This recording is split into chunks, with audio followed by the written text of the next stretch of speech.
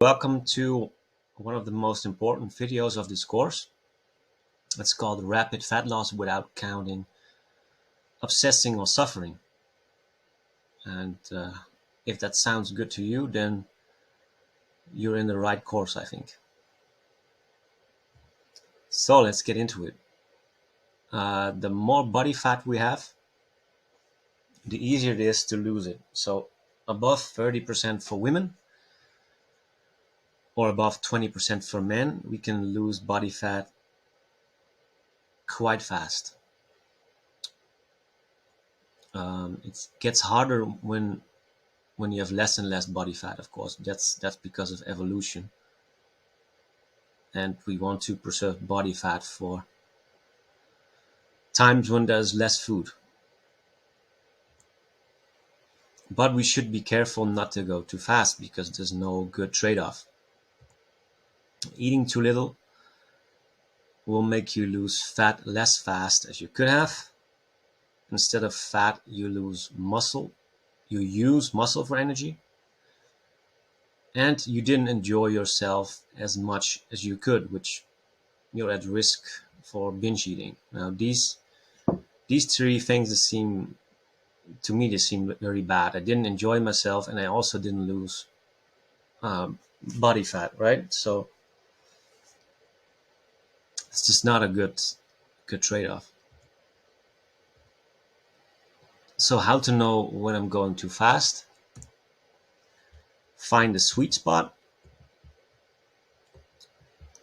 and that is half a kilogram to 0.75 kilograms per week, or 1 centimeter of waist loss per week. If you lose more than that, you're probably going too quickly, and fat loss will stop sooner, or you will just lose very little in the process, and which you could have been losing more. So, of course, in the first weeks, you will typically lose 1 or more kilograms, but eventually it's going to a half a kilogram or 0.75 kilograms per week. Yeah, so listen to your hunger. And if you're constantly hunger, like 1 or 2 weeks, you're getting hungry very quickly in between meals, I would say you have to eat some more unprocessed food, of course. So the urge to snack processed or sugary foods could also mean that you need to eat more. So then we go to this graph, and it's a very important one. So it's the energy satiety ratio.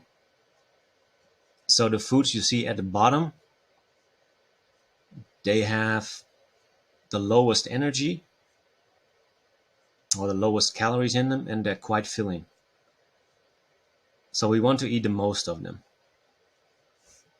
And I call these foods, I call the fillers, because they're so low in calories, so low in energy, that it's just to fill you up, actually.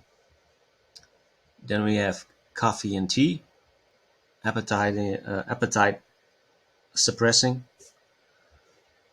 Then we have sauerkraut, of course, which is low in energy, and it's good for our guts. Then we have yogurt.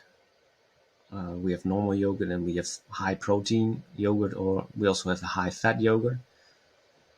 Then we have the berries that are very low in calories, of course, berries and some other fruits that are very low in energy.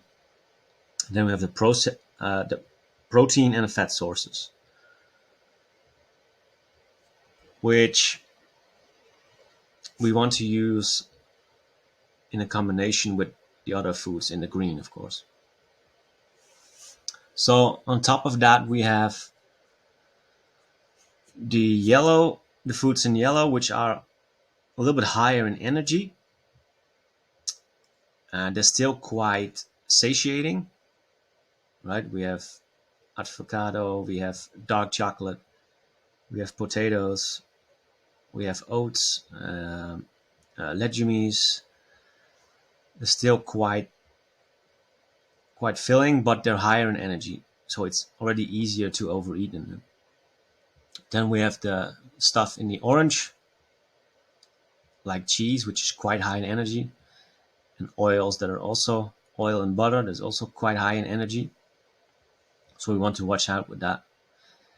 And then we have bread, rice, and pasta, which are quite high in energy, but they're not so filling. It's easy to overeat in them. And then we have nuts.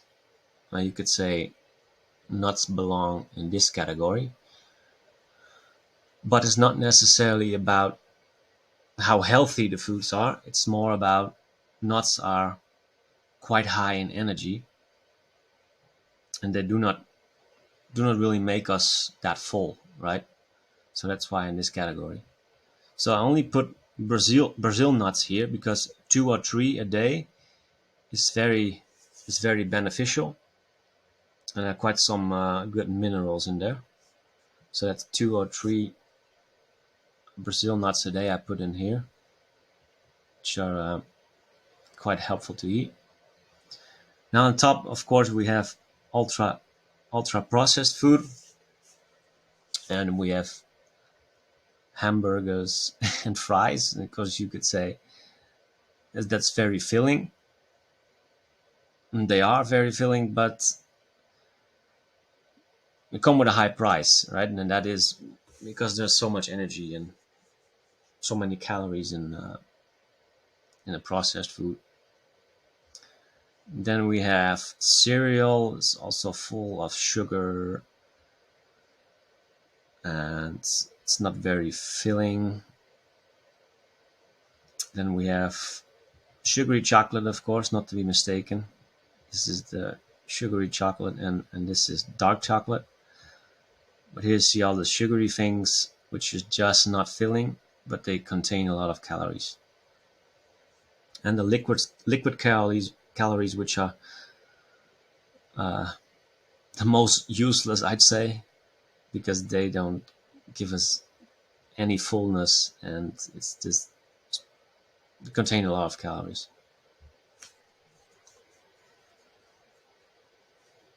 So we want to increase volume but decrease the amount of energy we take in. Meaning, when we go back, so especially we do that with the green one, the green pillar, is we increase volume but decrease the amount of energy we take in.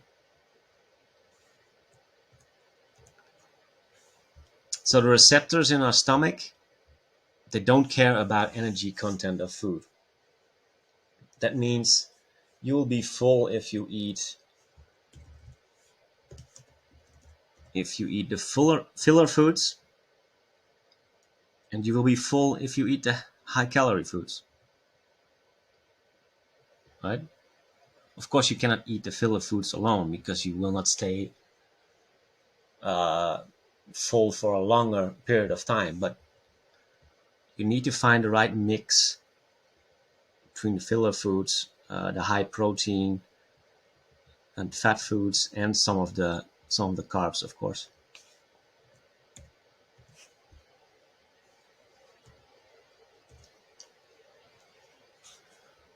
So, like I said, a combination of low calorie and high calorie foods dictate the length of satiety. So you have to find your personal sweet spot. If you get hungry very quickly in between meals, that means if you're not losing weight, you should increase in filler foods. And if you're losing weight, you should increase foods with fats, protein, or carbs. And then a very important one, which I already mentioned in an earlier video, is that satiety is linked to amount of chewing we do. So we should eat slow. Again, very important to make this a habit. So you want your food choices to be somewhat automated. And What I mean by that is you don't want to make too many food choices or think about food all the time. So too much variation is too much work thinking about food.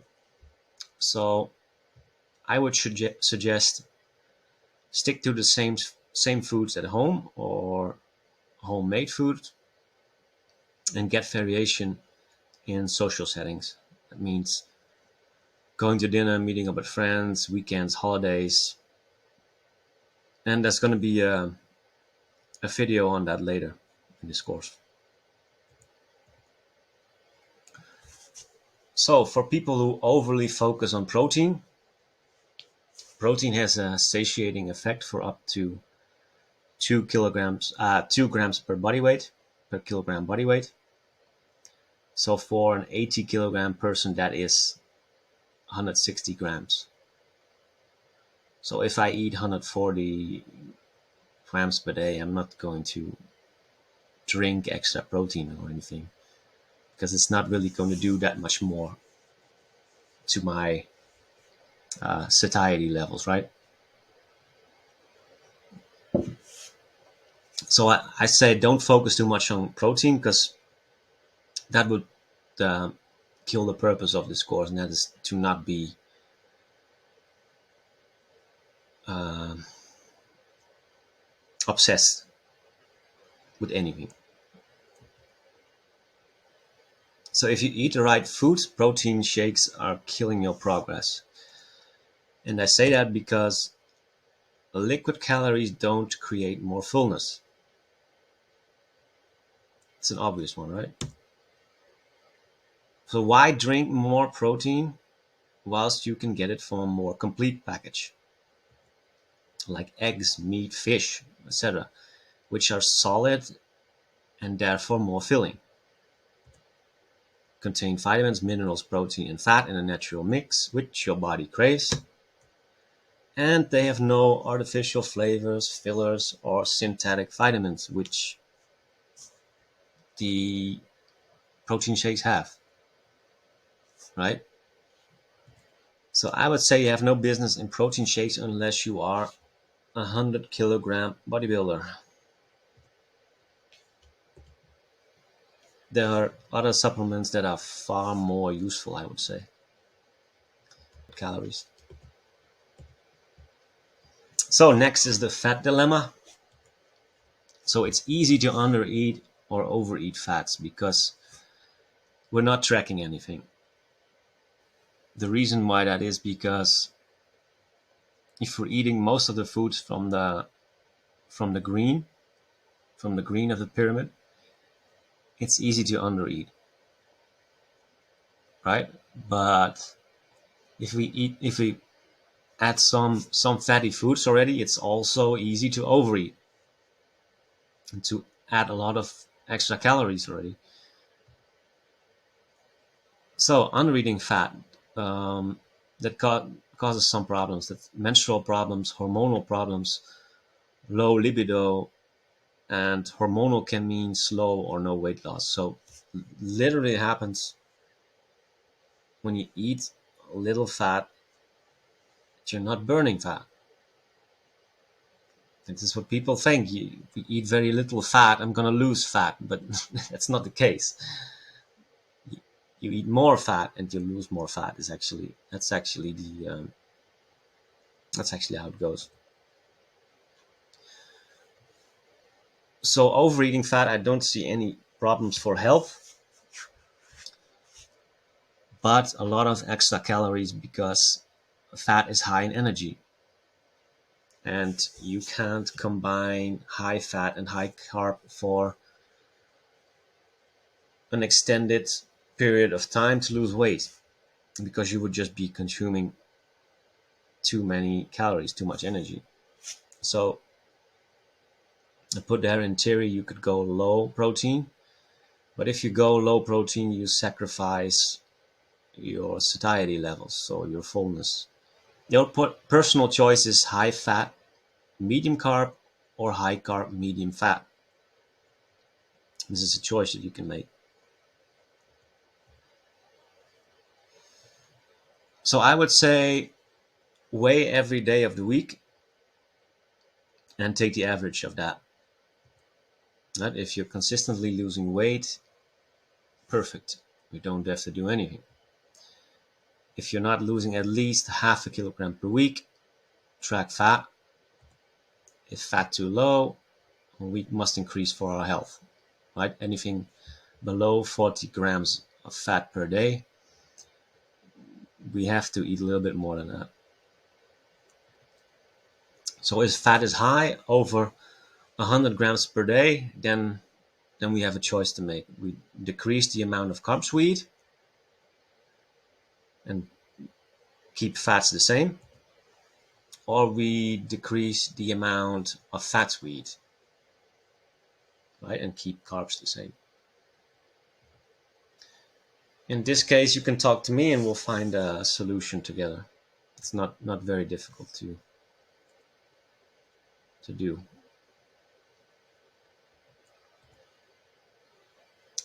So there's something to think about is, would you load up on very low energy foods all day just to stuff yourself in the evening? Just to stuff yourself with processed food in the evening, right? So to me, this is a bad thing, because it would destroy the purpose of this course, right? And not becoming obsessed. Because if you do this, you just invite obsession through the back door again, and yeah, that's not a good idea, I think. So how to do it then? I'm giving you a lot of information. I'm giving you a pyramid of best food choices, but I cannot exactly choose for you, right? You have to do it yourself somehow, in some way, because you might not like the foods I eat. I might not like the foods you eat. So we have to think about it a little bit ourselves. I would say for now, choose the foods you like from the pyramid, and feel free to add your own, of course. The closer you get to the top of the pyramid, the less you should use. That should be very clear by now. And as last, meal plans, they're helpful in the beginning, but I encourage you to start using intuition in the pyramid model. Of course, you can ask me, we can make a meal plan together, but it's not something, just like calorie counting, you don't want to have a meal plan all your life, right? You also want some fluctuation. You want some you don't want to stress too much about meal plans neither. So I hope that was helpful. One of the most important videos. And good luck. I'll see you in the next.